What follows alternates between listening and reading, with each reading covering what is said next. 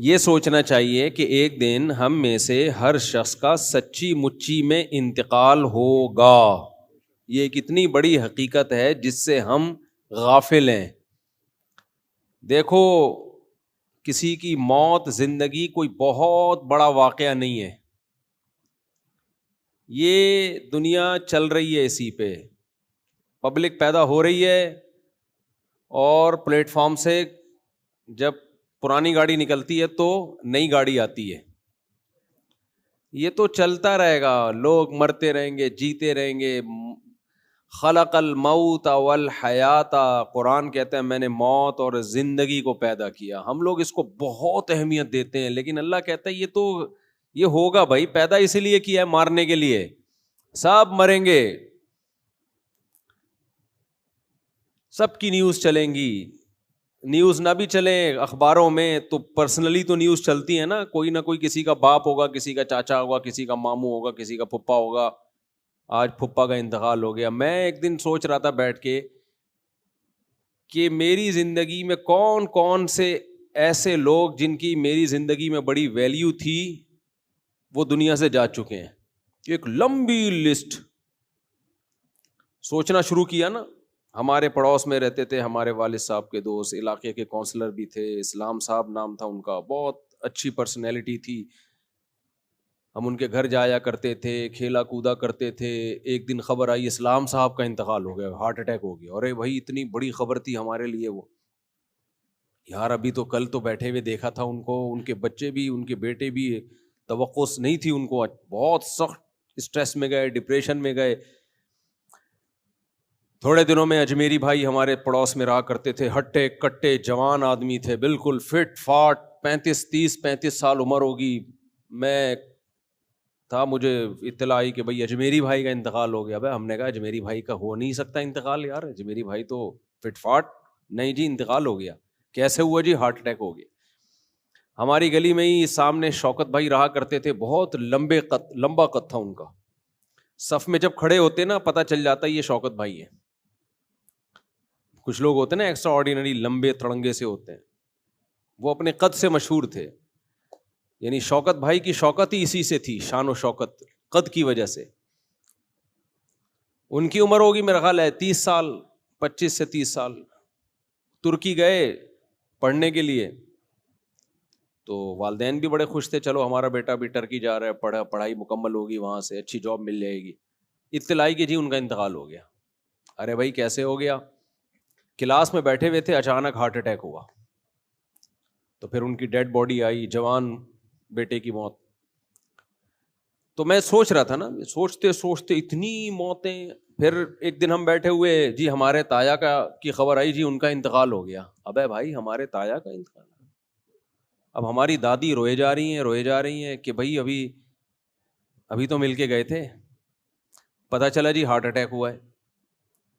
اچھا، میرے والد صاحب اور میرے تایا میں بڑی محبت تھی. تو جب تایا کو دفنایا ہے تو میرے والد صاحب کو بہت رونا آ رہا تھا قبر پہ. 2-3 سال کے بعد والد صاحب کا انتقال ہو گیا. بعض دفعہ آپ میت پہ رو رہے ہوتے ہیں، آپ کو نہیں پتا ہوتا 2-4 سال کے بعد کس کا نمبر ہے بھائی؟ ہمارا نمبر ہے. 2-4 سال زیادہ ٹائم نہیں ہے. اچھا، اسی کے درمیان ہماری دادی کا بھی انتقال ہو گیا. خبر آئی جی ہماری والدہ کی پھوپھی کا انتقال ہو گیا. خبر آئی جی ہمارے فلانے کا انتقال ہو گیا، ڈمکانے کا انتقال ہو گیا، یہ ہو گیا. گلی محلے میں جنازے اٹھتے اٹھتے اٹھتے. اطلاع کہ جی ہمارے مولوی صاحب کا انتقال ہو گیا، جو پوری کمنٹری کرتے تھے، جنازہ آ رہا ہے، جنازہ جا رہا ہے. ہزاروں جنازے پڑھائے انہوں نے، لیکن ہمیں اطلاع ملی کہ جی مولانا صاحب کا انتقال ہو گیا. دھچکا لگا ہمارے دل پہ، کیونکہ کئی سال ان کے ساتھ 30 سال ہم نے ان کے ساتھ گزارے تھے. 30 سال انسان کسی کے ساتھ گزارتا ہے، محبت ہو جاتی ہے اس سے. انتقال ہو گیا.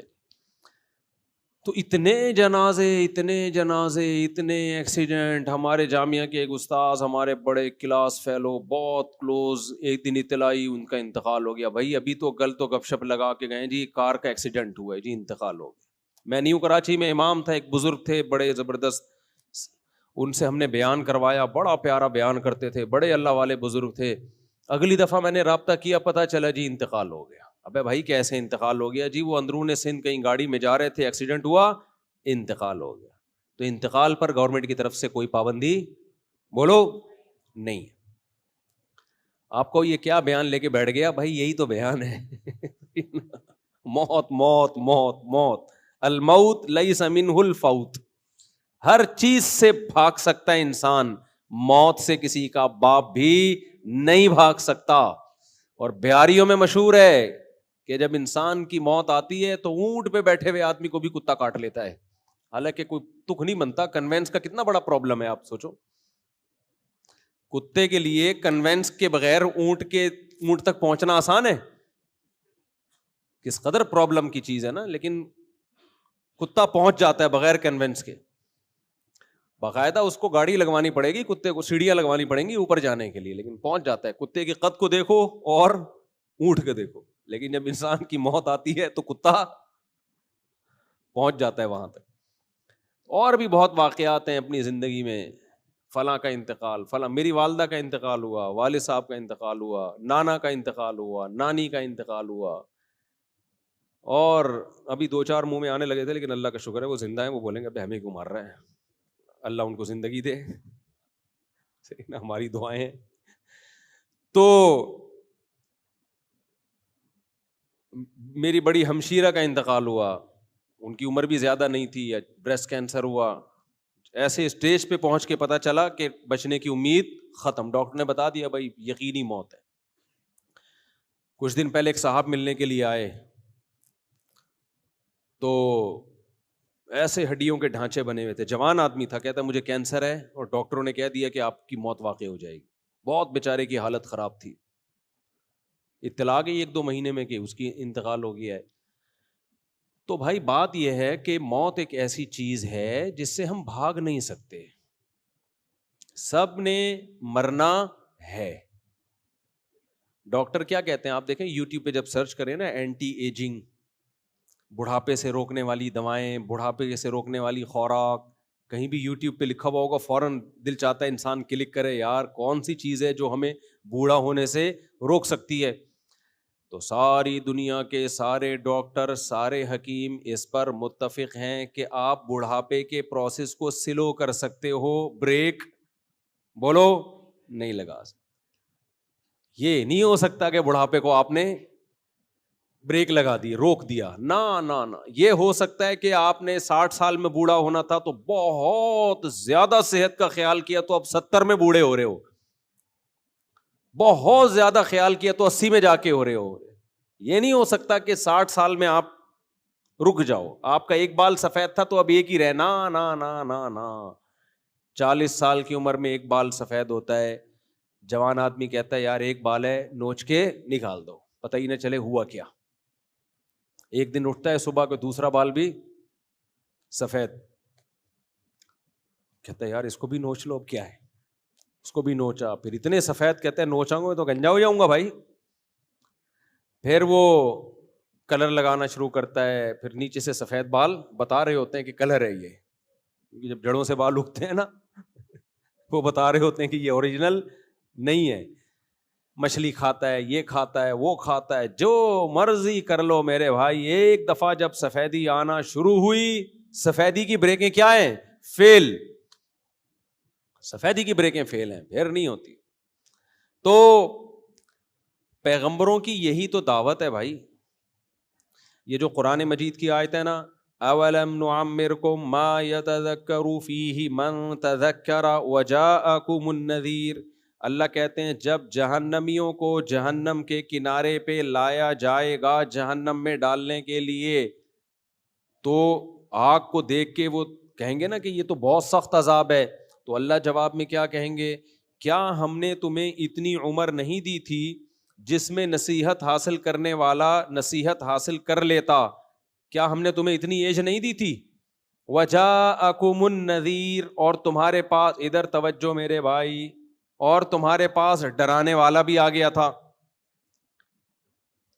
یعنی اللہ کہیں گے ہم نے تمہیں اتنی عمر دی تھی کہ جس سے تم نصیحت حاصل کرنا چاہتے تو نصیحت حاصل ہو جاتی، پتہ چل جاتا صحیح غلط کیا ہے.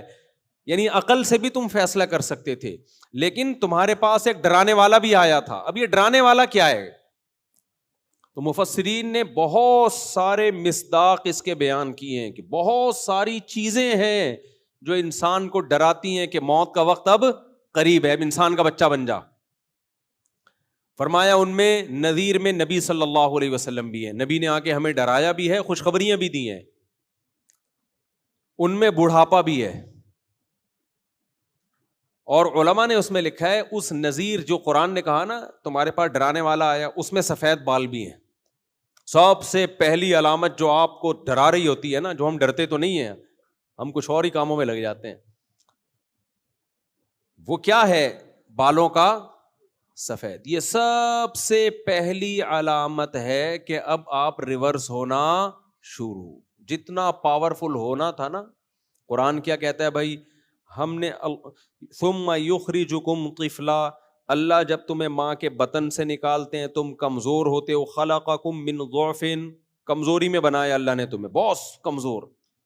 آہستہ آہستہ خوراک ملتی ہے، دودھ ملتا ہے، پراٹھے ملتے ہیں، ڈبل روٹیاں، شکر ہے وہ بھی مل رہی ہیں آج کل، تبھی بچے ڈبل روٹی جیسے بن رہے ہیں. لیکن بہرحال پراٹھے ملتے ہیں، روٹیاں ملتی ہیں، آہستہ آہستہ بچہ کیا ہوتا ہے؟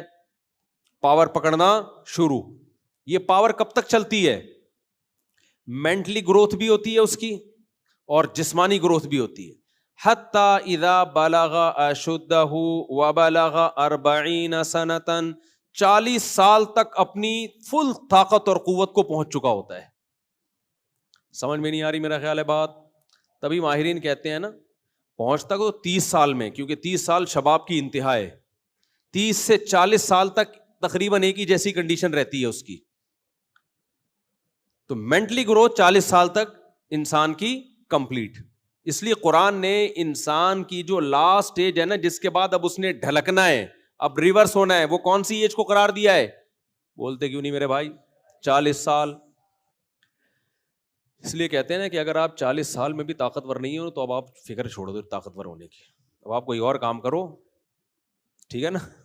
پاورفل ہونے کی فکر آپ بولنے پہ گورنمنٹ نے پابندی لگائی ہے، اب طاقتور ہونے کی فکر. 30 سال میں بھی آپ طاقتور نہیں ہو تو اب آپ کوئی اور کام کرو، یہ کام آپ کے بس کا. ہوتے ہیں نا بہت باریک باریک 30 سال میں بھی بالکل باریک باریک، 40 سال میں بھی وہ کہتے ہیں یار میں موٹا ہو جاؤں. اب آپ موٹے تو ہو گئے لیکن وہ غلط والے موٹے ہو گئے. اب آپ چربی وربی چڑھ سکتی ہے، گھی کا ڈبہ بن سکتے ہو. اب وہ جو ایک جو مسل کی پاور ہوتی ہے وہ لانا بہت مشکل کام ہے، سمجھتے ہو؟ وہ بہت مشکل ہے. تو بلغ اشدہ، 40 سال تک پہنچا تو اب یہاں سے ریورس ہونا. میڈیکل سائنس بھی یہی کہتی ہے بھائی 40 سال کے بعد اب آپ واپس، کتنا زور لگا لو اب آپ کہ میں واپس نہ جاؤں. واپس کا کیا مطلب؟ وَمَن نُعَمِّرُهُ نُنَكِّسْهُ فِي الْخَلْقِ، قرآن کہتا ہے جس کو ہم عمر دیتے ہیں ہم اس کو خلق میں واپس ریورس کرتے ہیں. ریورس میں طاقتور ہوگا یا کمزور ہوگا؟ کمزور، دماغی کمزوری بھی، جسمانی کمزوری بھی. تو واپس، تبھی آپ دیکھو جب انسان واپس ہونا شروع ہوتا ہے، کمر جھکنا شروع. بچپن میں کیسے چلتا تھا؟ بچے جب چلتے ہیں نا، ایک پاؤں ادھر جا رہا ہے ایک پاؤں.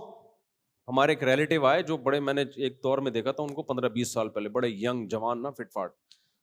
تو اب آئے کچھ دن پہلے، اب ہمارے گھر کی سیڑھیوں پہ چڑھ رہے ہیں تو ایک پاؤں ادھر کو جا رہا ہے ایک پاؤں. میں نے کہا یہ آپ چڑھ کیسے رہے ہیں؟ کہہ رہے ہیں بس یار وہ دن گئے. کہہ رہے ہیں وہ دن گئے، اب تو ایسا ہی ہے. اور ہر اسٹیپ پہ آواز بھی نکل رہی ہے، زور لگتا ہے نا آہ کی آواز آتی ہے.